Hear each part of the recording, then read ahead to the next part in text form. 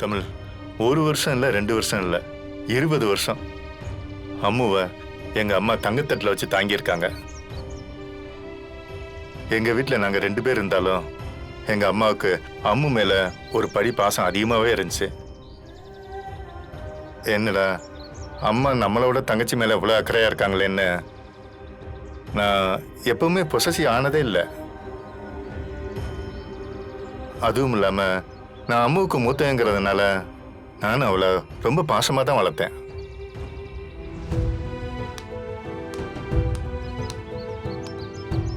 என்னதான் அம்மா அம்முவை வெறுத்து ஒதுக்குனாலும் அவங்க மனசுல ஒரு ஓரத்தில் அம்மு மேல பாசம் இருக்கும். அது என்னைக்குமே மாறாது. அவங்க ரத்தம். அவ அவமானப்படுறப்ப அதை அவங்களால வேடிக்கை பார்த்துக்கிட்டு இருக்க முடியுமா? கண்டிப்பா அவங்க ரத்தம் கொதிக்கும், மனசு துடிக்கும். அவளை மன்னிச்சு ஏத்துக்குவாங்கன்னு நம்பினேன். அதனால்தான் வர சொன்னேன். அம்மு பாவம் தமிழ். அவ செய்யாத தப்புக்கு தண்டனை அனுபவிச்சிட்டு இருக்கா. இன்னும் அவ அதே அம்முவா தான் இருக்கா அப்படின்னு அம்மாவுக்கு புரிய வைக்கணும்னு நினைச்சேன். அதனால்தான் வர வச்சேன். மீனாவும் மற்றவங்களும் அம்மு மேல இருக்கிற கோவத்துல அவளை திட்டுவாங்க, அவமானப்படுத்துவாங்க. அது எல்லாமே எனக்கு தெரியும். ஏதாவது ஒரு புள்ளியில அம்முவை மற்றவங்க அவமானப்படுத்துறத ஏத்துக்க முடியாம எங்க அம்மா கோவப்படுவாங்கன்னு நினைச்சேன். அம்முவுக்காக பேசுவாங்கன்னு எதிர்பார்த்தேன். நான் நினைச்சது முழுசா நடக்கலனாலும் அம்முவுக்காக எங்க அம்மா நின்னாங்கல்ல, அதுவே ஒரு சின்ன வெற்றி தானே. பிரகாஷ்,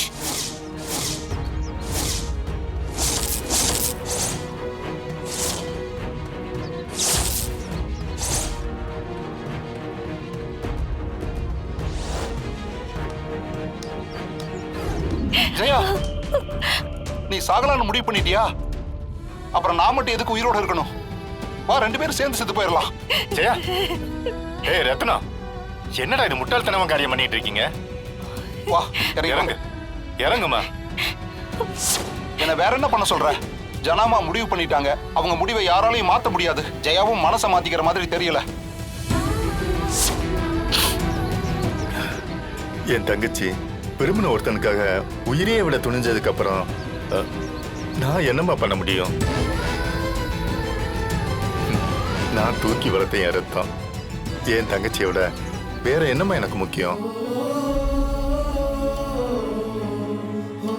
அதான் நம்ம ஊர் கோயில்ல வச்சு என் தங்கச்சிக்கும் ரத்தினத்துக்கும் நான் கல்யாணம் பண்ணி வச்சேன்.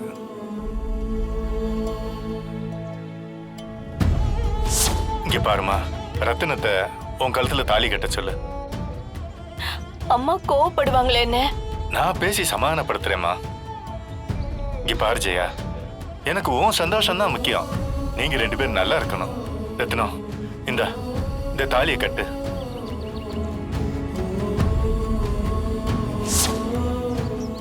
அப்ப கூட அவங்க 2 பேரும் உங்களுக்கு தெரியாம கல்யாணம் பண்ணிக்க தயங்குனாங்கம்மா. ரத்தினம் என் மனசாட்சி ஒத்துக்கல, ஜனாமாக்கு தெரியாம இப்படி பண்ண மாட்டேன்னு எவ்வளோ சொன்னாரு. ஆனா நான் தான் எங்க அம்மாவுக்கு நான் புரிய வைக்கிறேன்னு சொல்லி அவங்களுக்கு கல்யாணம் பண்ணி வச்சேன்.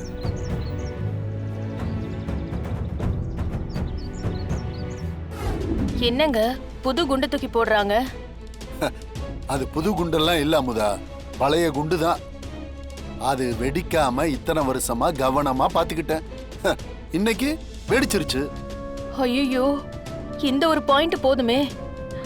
ஜனாமா அவங்க பொண்ணை மன்னிச்சு ஏத்துக்கிறதுக்கு. ஏத்துக்க கூடாது அமுதா, ஏத்துக்க கூடாது. எனக்கு என்னமோ இவர் கோமால இருந்து எந்திரிச்சது நம்ம பொழப்புக்கு வேட்டு வைக்கிறதுக்கு தான் தோணுதுங்க. ஜனாமாவே அவங்க மகளை வேணாம் வேணான்னு சொன்னாலும் இவர் எதையாவது ஒண்ணு பண்ணி உள்ள கொண்டு வந்துருவார் போல இருக்கே. அவன் ட்ரை பண்ணிட்டு தான் இருப்பான். தங்கச்சி பாசம் சும்மா விடுமா? தூக்கி வளர்த்தவன் பாசம் இல்லாமலா இருக்கும்? அப்ப நாம என்னங்க பண்றது? இனிமே நாம ரொம்ப கவனமா இருக்கணும் அமுதா. ஒருவேளை ஜனாமா அந்த ஜெயராணிய மன்னிச்சிட்டா? வேற என்ன, நம்ம முதலுக்கே மோசமாயிரும். என்னங்க இந்த வீட்டுக்கு நீங்க என்ன நோக்கத்தோட வந்தீங்க? இங்க என்ன நடந்துகிட்டு இருக்கு? நம்ம பொண்ணையும் சிபிக்கு கட்டி வைக்க முடியல, பிரிஞ்ச குடும்பம் வர சேர்ற மாதிரி இருக்கு. உங்க தங்கச்சி தான் அங்கேயும் இங்கேயும் திண்டாடிக்கிட்டு இருக்கா. அவளும் அங்க சாஞ்சிட்டான்னு வைங்க, அவ்வளவுதான். நம்ம பெட்டி படுக்கையெல்லாம் எடுத்துக்கிட்டு ஊர் பக்கம் போக வேண்டியதுதான். அமுதா, பின்ன என்னங்க, இங்க அப்படித்தானே நடந்துகிட்டு இருக்கு. இந்த மாதிரி வசதியான ஒரு வாழ்க்கையை வாழ்ந்துட்டு திரும்பவும் ஜீரோக்கெல்லாம் போக முடியாதுங்க. ரொம்ப கஷ்டங்க. எதையாவது ஒண்ணு பண்ணி தடுத்து நிறுத்துங்க நீங்க. நான் இருக்கேன்ல, நான் பாத்துக்கிறேன். நீ டென்ஷன் ஆகாம அமைதியா இரு, எல்லாத்தையும் முடிச்சிடலாம். ஐயோ, ஒரு அண்ணனா விருப்பப்பட்டு தான் என் தங்கச்சி கல்யாணம் பண்ணி வச்சேன். ஆனா அன்னைக்கு உண்மையை சொல்லவோ பொறுப்படுத்துக்கவோ எனக்கு தைரியம் இல்லைம்மா. ஏன்னா என் அம்மா பார்த்தாலே எனக்கு பயம். அதை தாண்டி என்னால எதுவும் பேசவும் முடியல. என் அம்மாவுக்கு கொடுத்த வாக்க என்னால காப்பாற்றவும் முடியல. அதனால தான் என் அம்மா படக்கூடாத கஷ்டத்தெல்லாம் பட்டுட்டா. இதுக்கப்புறமும் அம்மா அந்த கஷ்டத்தை அனுபவிக்க கூடாது தமிழ். அதனால தான் சொல்லிட்டேன். இப்ப அம்மாவுக்கு தப்பு யார் மேலன்னு தோணும்ல, தான் பொண்ணை ஒதுக்கி வச்ச தப்புன்னு புரியும்ல. அம்மு மேல தப்பே இல்ல, இது எல்லாரும் சேர்ந்து எடுத்த முடியுதான்னு புரிஞ்சுக்குவாங்கல்ல. அப்படி புரிஞ்சா அவங்க திரும்ப ஏத்துக்கிறதுக்கு வாய்ப்பு இருக்குல்ல தமிழ். திரும்ப இந்த குடும்பம் ஒண்ணு சேரணும். நான் இப்படி சொகுசா வாழ்ந்துகிட்டு இருக்கும்போது என் அம்மா தனியா பிரிஞ்சு இப்படி கஷ்டப்படுறத என்னால ஏத்துக்க முடியல தமிழ். தமிழ், இந்த வீட்டுல என்னை விட செல்லமா வளர்ந்தது என் தங்கச்சி தான். அவளுக்கு அந்த பழைய சந்தோஷத்தையும் அன்பையும் திருப்பி கொடுக்கணும். அம்மு ஒண்ணு தானா ஓடி போய் கல்யாணம் பண்ணிக்கல. நான் தான் ரத்தினத்துக்கு அம்முவை கல்யாணம் பண்ணி வச்சேன்.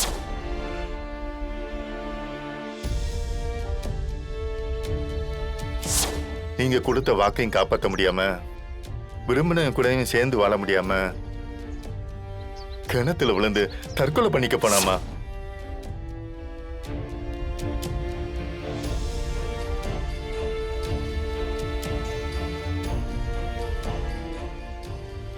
ஜனமா,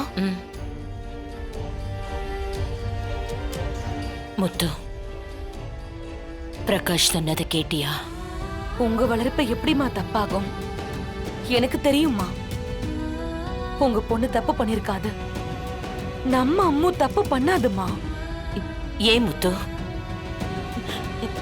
ஏன் என்கிட்ட இந்த உண்மையை சொல்லல?